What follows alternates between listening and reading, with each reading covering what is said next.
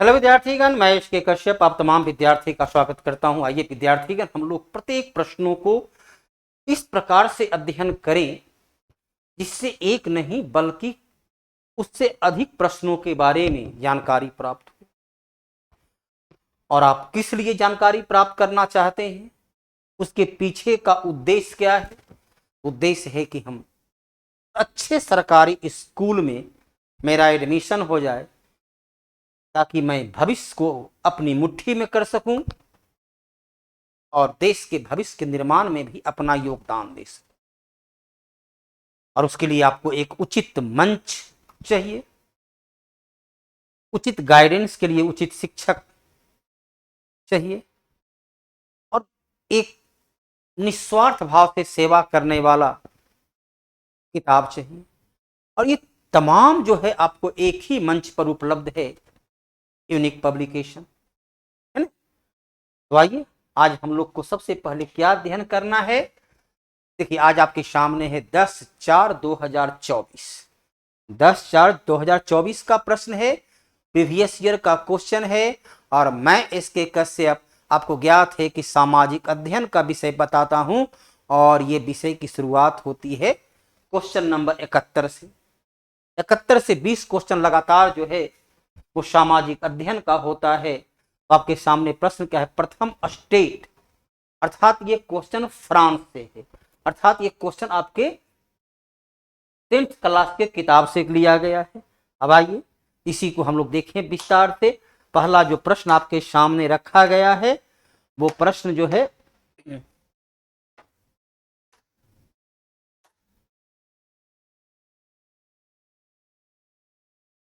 ये प्रश्न है फ्रांस से। फ्रांस की जो विधायिका थी, पार्लियामेंट था, उसे 3 भागों में बांटा गया। उसे प्रथम स्टेट, द्वितीय स्टेट और तृतीय स्टेट। तो प्रथम स्टेट में पादरी हुआ करते थे। अब आइए, द्वितीय स्टेट क्या था? तो द्वितीय स्टेट में कह सकते हैं कि कुलीन वर्ग थे, जिसमें राजा भी शामिल था। कुलीन वर्ग, इसमें राजा और उसके बड़े बड़े पदाधिकारी जो पीढ़ी दर पीढ़ी सदियों से, चलिए वर्षों से राजा के सेवा में संलग्न थे। और जो तृतीय थे, वास्तव में यही सबसे महत्वपूर्ण था। इसे हम बोलते हैं मध्यम वर्ग, जिसे वहां बोला गया बुर्जुआ वर्ग, जिसमें डॉक्टर, वकील, इंजीनियर, किसान, प्रोफेसर, चिकित्सक, जितने भी ऊंचे ओहदे पर पढ़े लिखे वो तृतीय वर्ग में होते थे। और वहां था कि जिधर 2 वोट आ गया, मतलब प्रथम और द्वितीय दोनों मिल जाता था, राज परिवार से जुड़ा होता था, दोनों मिल जाते थे। और थर्ड स्टेट वाले को योग्यता, काबिलियत, दक्षता और पूरे प्रशासन का आर्थिक स्रोत उनके पास था। कर वो देते थे, टैक्स वो चुकाते थे, लेकिन उनकी कोई वैल्यू नहीं थी। इसी कारण जो है, जो 1789 में फ्रांस की क्रांति हुई, उसमें 3 विभाजन मध्यम वर्ग की उपेक्षा वह सबसे महत्वपूर्ण कारण रहा। तो पहला क्वेश्चन जो हो किससे है? इतिहास से है।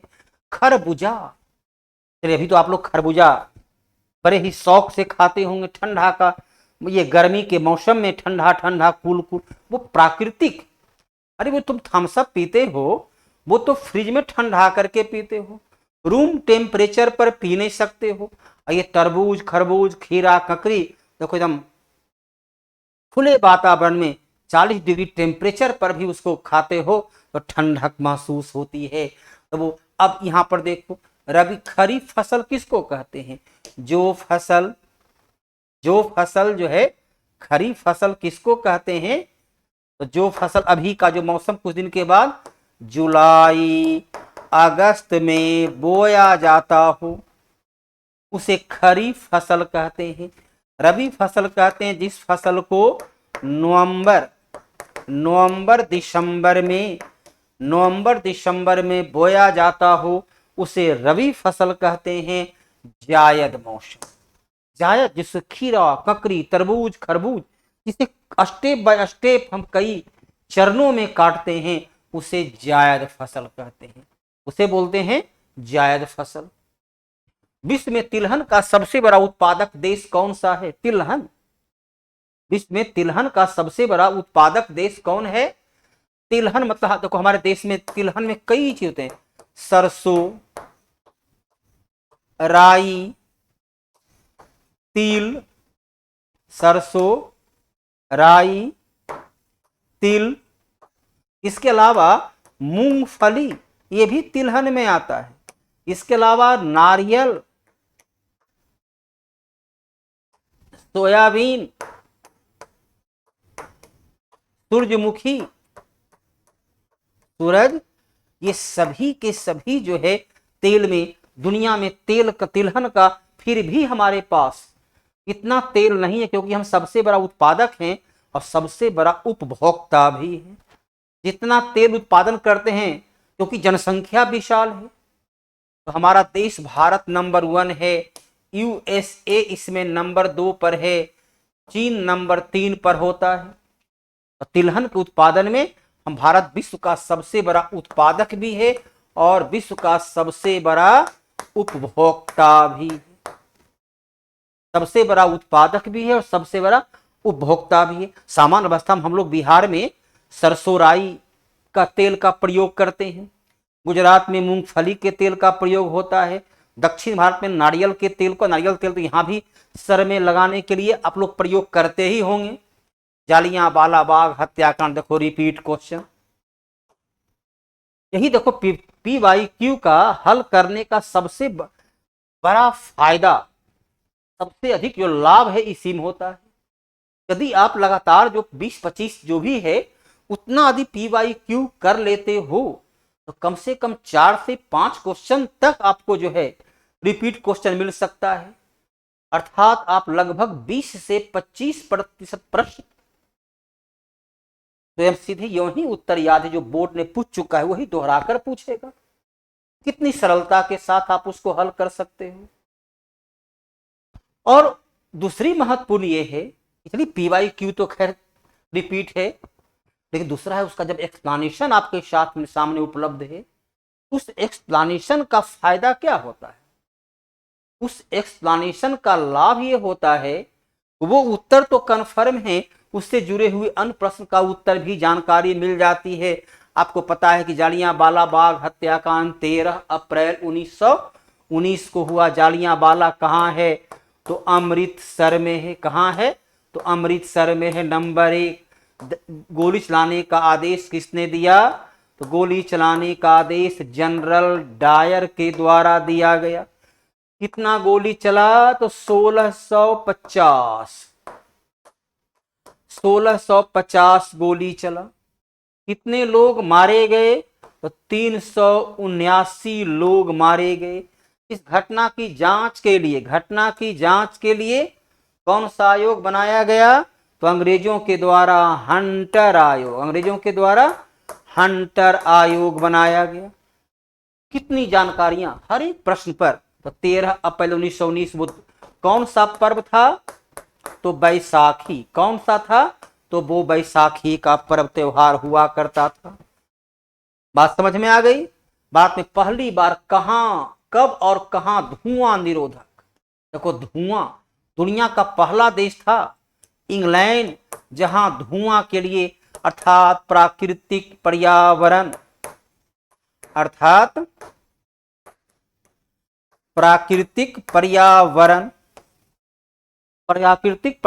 के लिए जिसका व्यवस्था किया गया। अब धुआं की जरूरत क्यों हो गई भाई? बड़े बड़े उद्योग लगाया गया, सूती वस्त्र उद्योग और अन्य उद्योग जब लगाए गए तो बड़े पैमाने पर चिमनी से धुआं निकलता था, उससे वायु प्रदूषण होती थी, लोगों के जीवन के सामने समस्या उत्पन्न होता गया। भारत में सबसे पहले उद्योग कहाँ लगे? आप पढ़ते हैं ना, सबसे पहला लौह इस्पात उद्योग कलकत्ता में लगा, पश्चिम बंगाल में। सबसे पहला सूती वस्त्र कारखाना पश्चिम बंगाल में, जूट कारखाना पश्चिम बंगाल में। तो बड़े पैमाने पर लोग जो है कलकत्ता में जाते थे, धुआं वहां बड़े पैमाने पर। तो उसको धुआं जो है क्या है, धुआं से उपद्रव, उसका जो नाम रखा गया था धुआं उपद्रव निरोधक अधिनियम वह इंग्लैंड के बाद, इससे लगभग 10 वर्ष पहले 1855 के लगभग इंग्लैंड में बना। तो इंग्लैंड के बाद भारत दुनिया का पहला दूसरा देश था जहां प्रदूषण, और आज देखो पूरे हम लोग प्रदूषित वातावरण, ध्वनि प्रदूषण, वायु प्रदूषण, जल प्रदूषण, मिट्टी प्रदूषण, चारों ओर हम लोग तो प्रदूषण से ही पीड़ित हैं। अब यहां पर ऐसे भी देखो 1868 में आपको ज्ञात है ना कि दिल्ली को 1912 में, अरे 11 में घोषणा किया गया, तो 1912 में तो दिल्ली को एक प्रकार से राजधानी के रूप में सघनता के साथ बसाया ही गया। तब तो दिल्ली एक गांव, बंजर क्षेत्र, अरावली पर्वत के पर जो है एक ऊसर क्षेत्र के रूप में हुआ करता था। तो वहां उद्योग कहां से आए? मुंबई 1863, अब पटना तो विकास ही बहुत बाद में हुआ। तो दो विकल्प तो यूं ही खत्म है। कलकत्ता अंग्रेजों काल में कलकत्ता हुआ करता था। लोनार झील देखो, ये भी रिपीट क्वेश्चन है। दूसरा क्वेश्चन देखो, रिपीट क्वेश्चन आ गया। लोनार झील कहाँ है? तो लोनार झील महाराष्ट्र में है। लोनार झील महाराष्ट्र में है। कैसा झील है? तो ये क्रेटर झील है। क्रेटर झील किसको कहते हैं? तो ज्वालामुखी के विस्फोट से जब उसके कीपाकार मुख में जल का जमाव हो जाए तो वो लोनार झील के अलावा इसमें कौन आता है? इसमें पुष्कर झील आता है। पुष्कर झील कहाँ है? तो राजस्थान में है। लैगून झील, इसका निर्माण होता है सागर से। अब लैगून झील में कौन आता है? तो वो चिल्का झील, नाम तो सुना ही होगा उड़ीसा का। तो चिल्का झील उड़ीसा का। गोखुर झील, नदी के विसर्पाकार नदी जब घूम घूम कर चलती है तब झील बनता है। जैसे कि आपका कांवर झील क्या है? बूढ़ी गंडक नदी से बनकर तैयार हो गया है। तो कांवर झील बनती है नदी से बनती है। हिमानी झील, अब देखो नैनीताल झील जो है वो बर्फ के पिघलने से बनते हैं। तो अलग अलग क्षेत्र में अलग अलग झील है। झील कहते किसको हैं? अब गिनो सवाल कितना, हर एक सवाल पर कितने सवाल, यही अंतर है विद्यार्थीगण। आप यदि अपने से बनाते हो तो एक बार में केवल एक प्रश्न को हल कर पाते हो, और यदि आप यूनिक पब्लिकेशन से जुड़ जाते हो तो हर एक प्रश्न पर एक्स्ट्रा, और इसका लाभ तभी आप वास्तविक लाभ ले सकते हो। हाथ में बुक हो, किताब हो, उसको पहले आप बनाइए, अपने आप को देखिए। अब देखिए कहाँ हम गलती किए और कैसे गलती किए, क्यों गलती किए, उस गलती को सीखिए। उसके लिए देखिए यहाँ पर अलग अलग विषय के अलग अलग एक्सपर्ट टीम है, जहां मैं इसके कश्यप सामाजिक अध्ययन को लेकर आपके सामने हूं। तो यूनिक पब्लिकेशन के माध्यम से यह सुविधा आपको प्राप्त हो जाती है। तो स्वयं भी रहिए और अपने मित्रों को भी इससे जोड़िए। अगला सवाल जो आता है, भोपाल गैस त्रासदी, भोपाल गैस कब हुआ था? तो वो 3 दिसंबर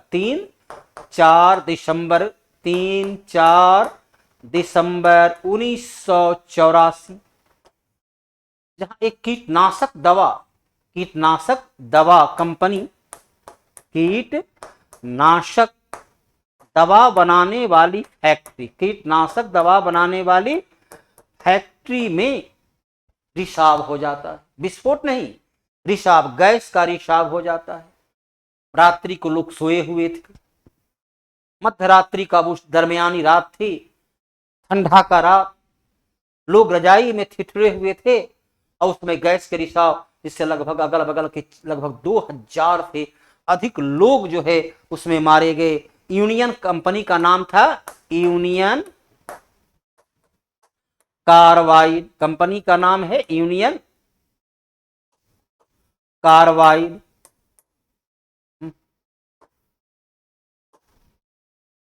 यूनियन कार्बाइड कंपनी का नाम है। और इस कंपनी के क्षेत्र से जो जुड़े हुए हैं वो कौन था? मिथाइल आइसोसाइनेट, मिथाइल आइसोसाइनेट कीटनाशक दवा। और वो कीटनाशक दवा का प्रयोग देखो, हम लोग दवा से ये सब्जी पर बड़े पैमाने पर करते हैं। हम लोग तो अपनी भोजन के प्रति, अपनी स्वास्थ्य के प्रति दुनिया का पहला देश भारत है जिसे कोई सजगता नहीं है। हरा भरा फसल बना रहे तो दबा दे के उसको हरा भरा कर देते हैं। हमारा आंत जो है सो खत्म हो जाए तो हो जाए, लेकिन उसको 2 रुपया आ जाए। तो कीटनाशक दवा की ये कंपनियां थी। अगला सवाल है, खाद्यान्न उत्पादन की खरीद, वितरण और भंडारण। खरीदता कौन है? लोगों के पास जन वितरण प्रणाली की दुकान, आपके गांव में भी दुकान होगा जहां चावल दाल आपको निःशुल्क उपलब्ध सरकार करा रही है 80 करोड़ भारतीयों को। और भंडारण, उसकी स्थापना 1965 में हुई। देखो संजोग ऐसा है, ये भी रिपीट क्वेश्चन है। देखो 4 क्वेश्चन हम लोग पिछले 12-14 दिन से बना रहे हैं, तो 12-14 पी बाई क्यू, 12-14 या 15 जो भी हो, पी बाई क्यू बनाते हो। अब देखिए कितना, तीसरा क्वेश्चन आपका रिपीट हो गया एक ही सेट में। ये वितरण करने काम 1965 में स्थापित भारतीय खाद्य निगम, जिसे FCI कहते हैं, इसके लिए 1964 में एक्ट कानून बना था और 1965 में बना। अब देखो ट्राइफेड, इसकी स्थापना 1987 में हुई। नेफेड जिसकी स्थापना 1958 में, जिसकी स्थापना कब हुई? नेफेड, इसकी स्थापना 1958 में हुई। तो ये मार्केटिंग याद कीजिए।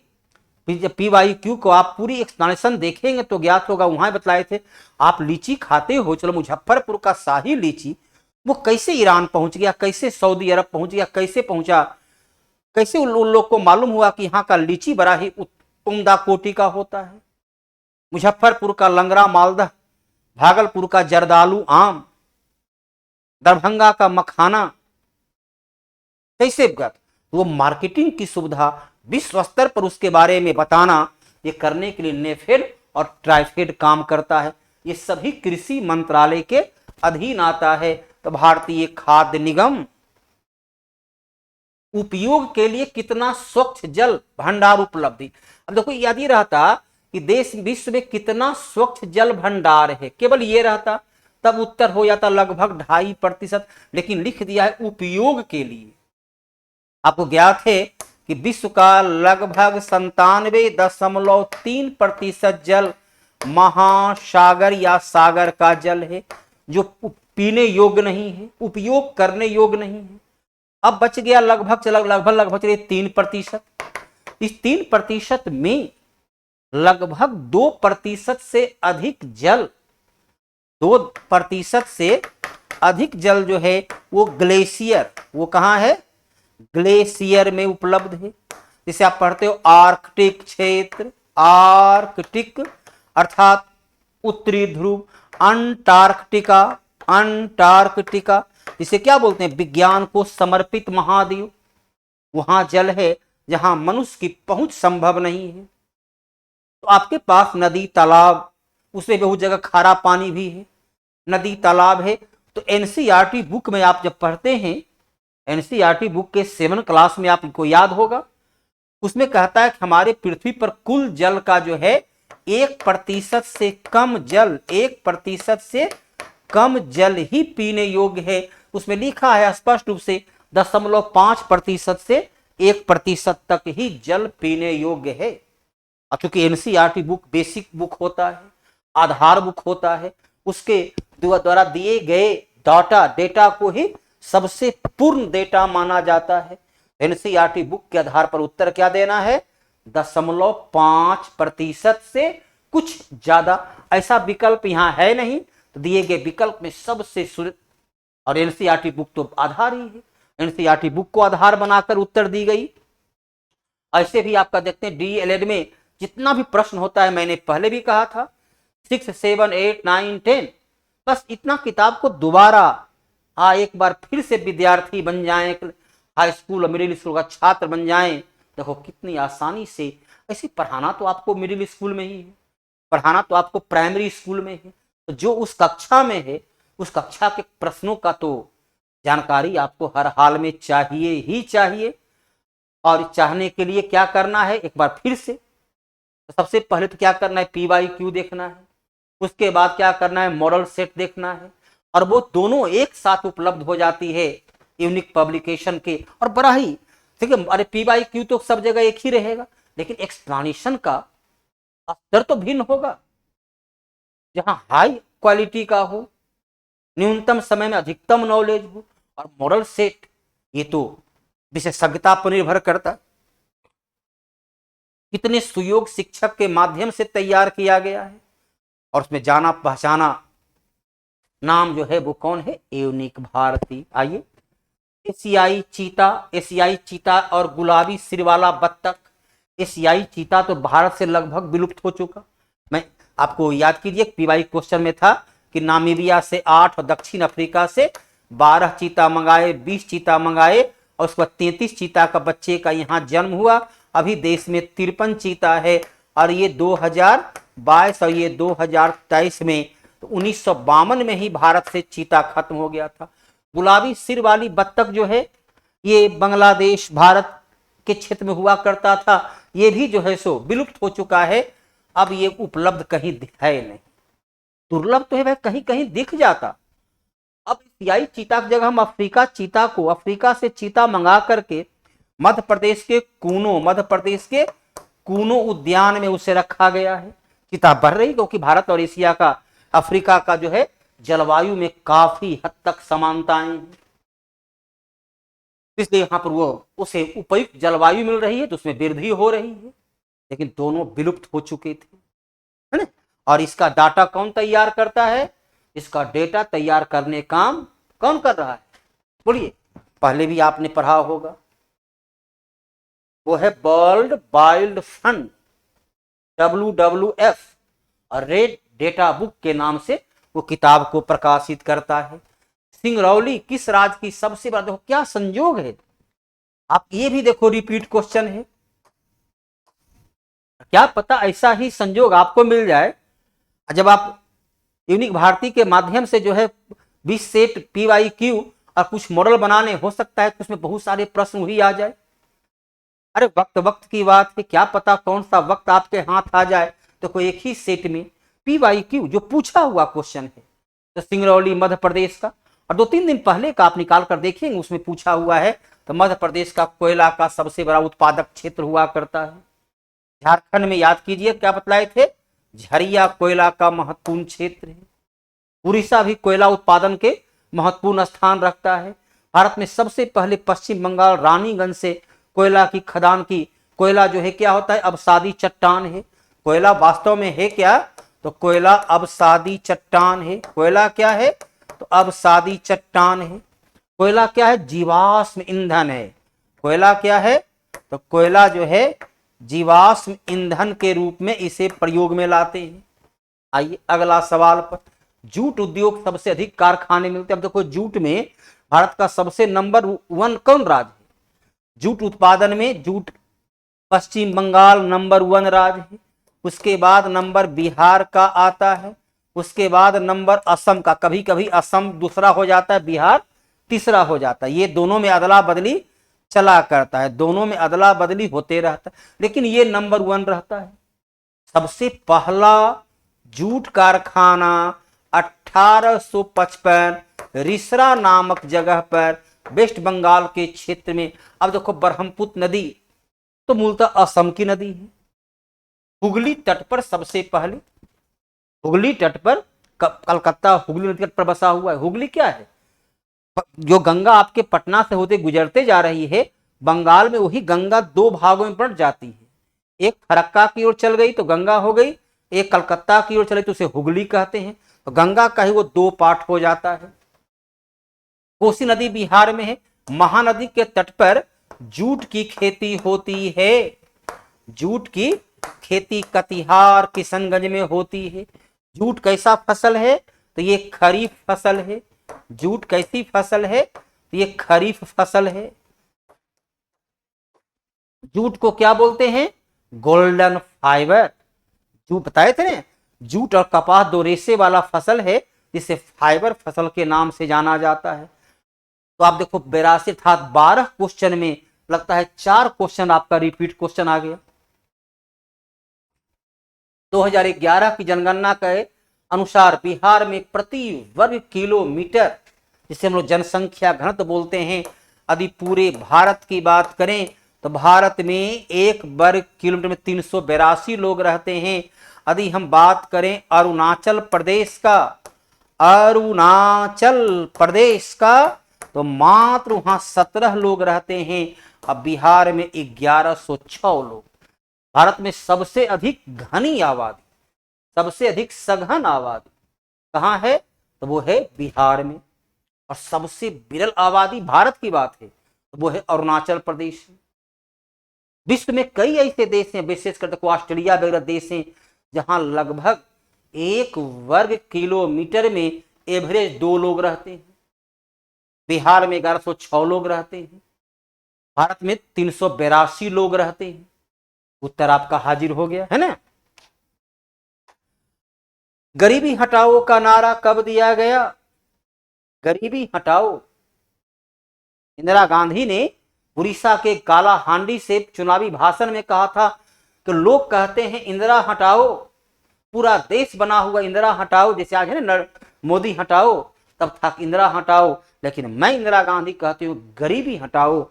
1971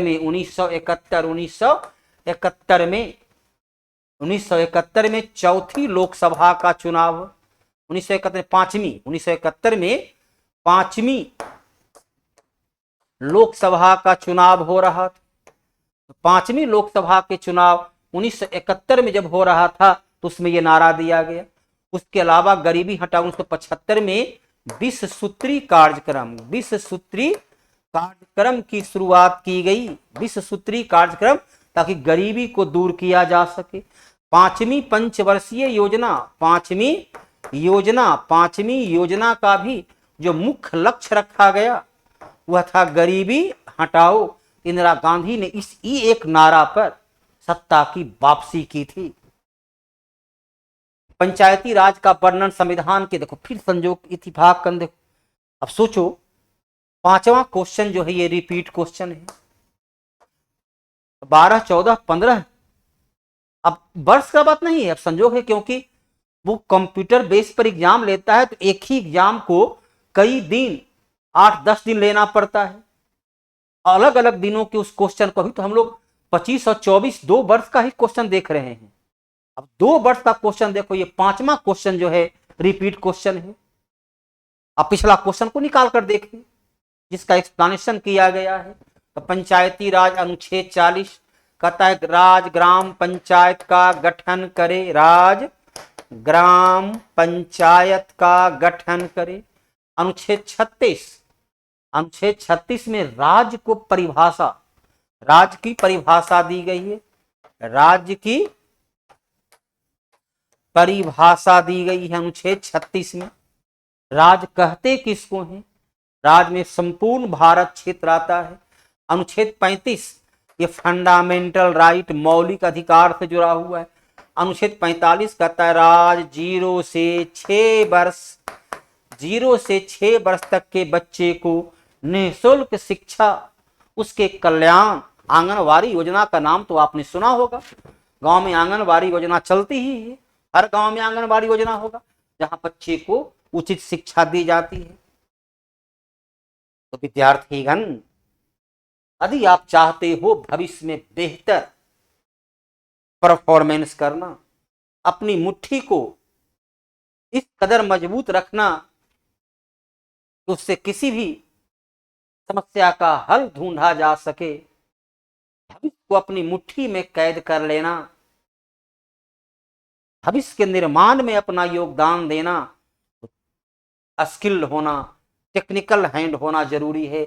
और टेक्निकल हैंड को प्राप्त करने के लिए अच्छी बुक और अच्छे शिक्षक और अच्छी संस्थान से शिक्षा मिलना जरूरी है। और ये तीनों एक ही मंच पर उपलब्ध है। नाम तो आपको पता ही होगा, यूनिक पब्लिकेशन है ना।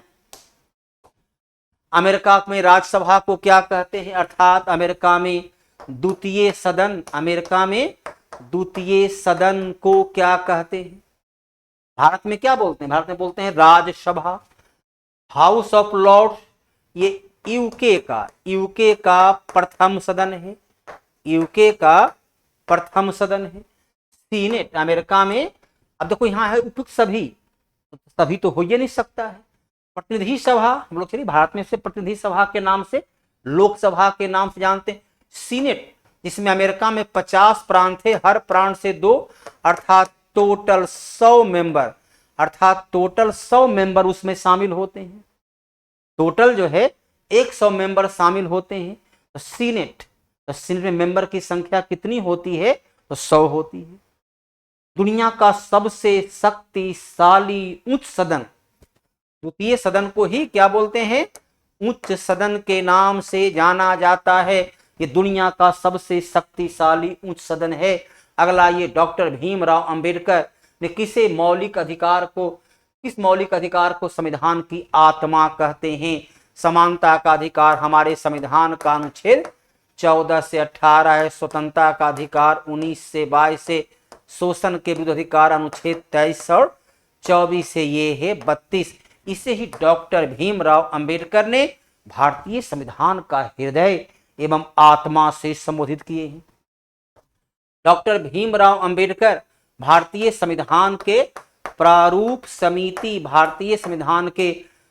समिति के अध्यक्ष हुआ करते थे। प्रारूप समिति के ये अध्यक्ष हुआ करते थे। डॉक्टर भीमराव अंबेडकर को ही संविधान का निर्माता के नाम से भी जाना जाता है। ये देश के पहला विधि मंत्री के रूप में थे। नीचे दिए गए किस देश में लोकतंत्र सबसे अधिक समर्थन प्राप्त है? वो कौन सा देश है? भारत, जो दुनिया का सबसे बड़ा लोकतांत्रिक देश है। आजादी के बाद से लगातार यहाँ लोकतंत्र की जड़ें मजबूत होती गई। 18वीं लोकसभा भी काम कर रहा है।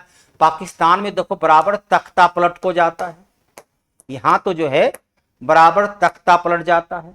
बांग्लादेश में भी वही स्थिति देखो, अभी हाल ही में तख्ता पलट करके चुनाव कराया गया। नेपाल में भी कभी राजा देते हैं तख्ता पलट कर, तो कभी याद करो नेपाल में जो है 7 दलों की गठबंधन बनी और तब जाकर नेपाल में लोकतंत्र की स्थापना अभी 2008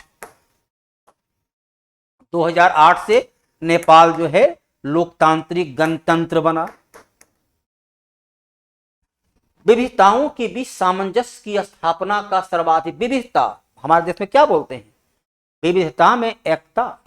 अलग अलग धर्म, अलग अलग संस्कृति, अलग अलग भाषा, सबको मिल करके एक राष्ट्र का निर्माण करते हैं। अब वो राष्ट्र है भारत, जहां भाषा भिन्न है, जहां भोजन में भिन्नता है, खान पान, कपड़ा, भौगोलिक वातावरण, वो कौन सा है? लोकतंत्र। जहां सभी क्षेत्र से चुनकर, पश्चिम बंगाल बांग्ला भाषी, तमिलनाडु तमिल भाषी, सभी लोग चुनकर आते हैं, एक साथ आते हैं, एक साथ जो है सो नियम कानून बनाते हैं। ऐसी परिभाषा तो याद ही होगा, by the people, for the people, of the people. Abraham Lincoln की परिभाषा है। इसीलिए कहता है लोकतंत्र हुआ है जिसमें सभी जनता का भाग है। राजतंत्र तो एक व्यक्ति का शासन, एक व्यक्ति की इच्छा है, उसमें तो अलग अलग उसकी तो अपनी धर्म, अपनी संस्कृति। सैनिक शासन तंत्र तो बंदूक की नोक पर शासन होता है। अधिनायक तंत्र, तानाशाह, मेरी हिटलर। देखिए क्या हो गया,